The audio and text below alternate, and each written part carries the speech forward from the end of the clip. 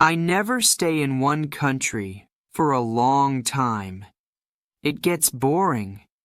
I like to move on, see new places, meet different people. It's a good life most of the time. When I need money, I get a fruit. In Europe, you can pick fruit most of the year. You need to be in the right country, at the right time, of course. It's not easy work, but the money's not bad. I like to go south in the winter. Life is easier in the sun, and Northern Europe can get very cold in the winter. Last year, 1989 it was, I was in Venice for October. I did some work in a hotel for 3 weeks. Then I began slowly to move south. I always go by train when I can. I like trains. You can walk about on a train, and you meet a lot of people. I left Venice and went on to Trieste.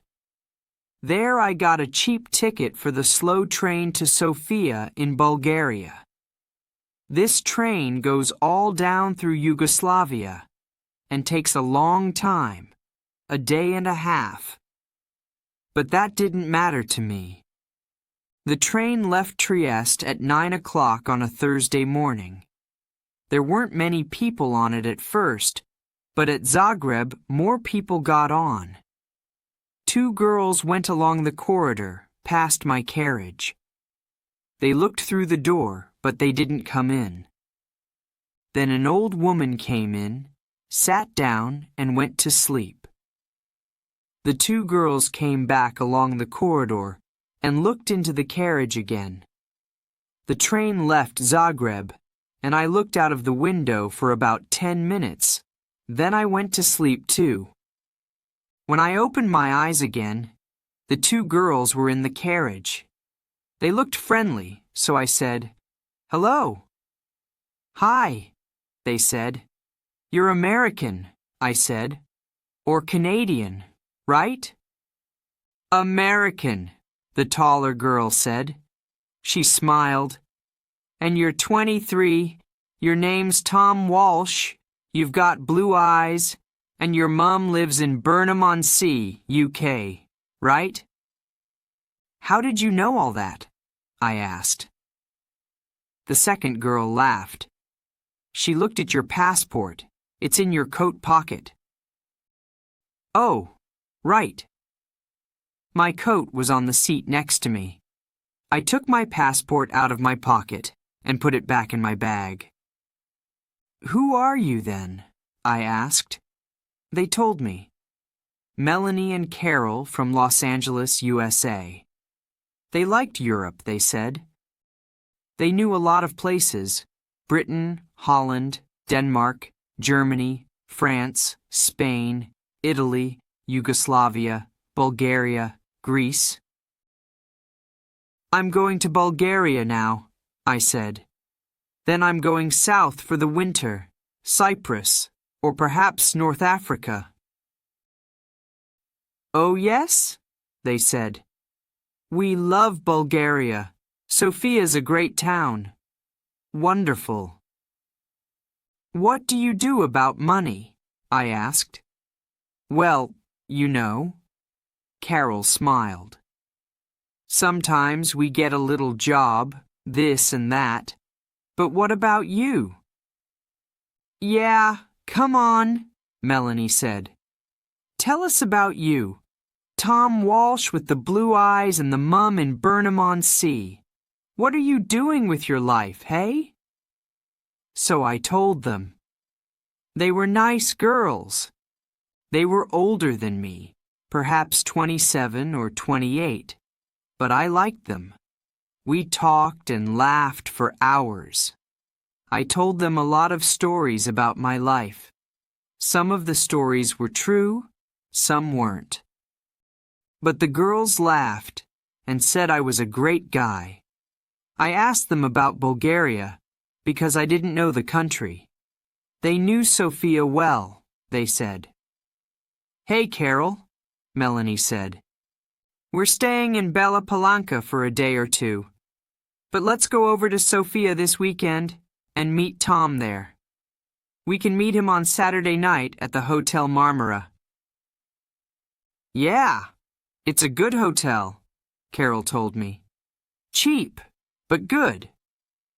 What do you think, Tom?" "Great," I said. "Let's do that."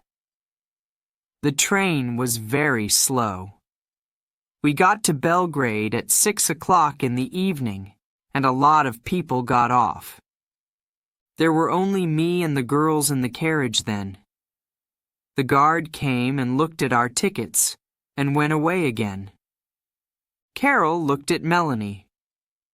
"Hey, Mel," she said. "Why don't you and Tom go along to the restaurant? I'm not hungry, and I want to sleep for an hour." "Food's very expensive on the train," I said. "I haven't got much money just now. I'm going to get a job in Sofia." "Oh, Tom," Melanie said. "Why didn't you tell us? Look, you're a nice guy, right? We're okay for money this week. We can buy you a meal." "Of course we can," Carol said. "And look, in Sofia, we can take you to the best restaurant in town. It's a great place. We love it." What could I say? I was hungry. They had money, I didn't. So Melanie and I went to the restaurant and had a meal. When we came back, Carol was still alone in the carriage. Melanie put her feet on the seat and went to sleep. At night, some more people got on the train, and 2 old men came into our carriage. They looked at Melanie's feet on the seat and talked in loud voices. Carol laughed, and Melanie opened her eyes and sat up. "Are we nearly there?" she asked Carol and looked out of the window. "Yeah, about half an hour, I think." "Why are you getting off at Bella Palanca?" I asked. "What are you going to do there?" Melanie smiled. "Find a cheap hotel, meet people, take a look at the town. You know." "Just for a day or 2, Carol said. "But there's nothing there." "Oh well, you never know," Melanie laughed. "See you in Sofia, right? On Saturday night." "The Hotel Marmara, okay? 8 o'clock, Carol said. "Don't forget now." "Okay, great," I said. "See you there." The train came into Bella Palanca and stopped. The 2 girls got off and stood on the platform. They smiled at me through the window. "Saturday, 8 o'clock, Melanie shouted. "Okay," I called. They couldn't hear me because of the noise in the station. They smiled again, picked up their bags, and walked away. Nice girls. I'm going to have a great time in Sofia, I thought. The train left Yugoslavia and crossed into Bulgaria at 2 o'clock in the morning. Then the train stopped at some village. I don't remember the name. I ate an apple and looked out of the window. Suddenly, there were a lot of policemen on the train. Everybody in the carriage sat up and began to talk. "What's happening?" I said in Italian to the old man next to me. "I don't know," he said in bad Italian. "Perhaps they're looking for somebody. Look, the police are taking some people off the train." Then 2 policemen came into our carriage, a tall, thin one and a short, fat one. They looked at everybody carefully, and then they looked at me again. "Come with us, please," the fat policeman said in English. "What? Me?" I said. "Why? What's the matter?" "And bring your bag with you," the tall policeman said. I began to ask a question, but policemen never like questions from young men with long hair. So I stayed quiet picked up my bag, and went with them. In the station building, there were a lot more policemen and some people from the train. They were all young people I saw. Some were afraid, some were bored. The police looked in everybody's bags, and then the people went back to the train. My 2 policemen took me to a table. "Your passport, please," the fat policeman said, "and open your bag." They looked at my passport, and I opened my bag. There was a young policewoman with red hair at the next table.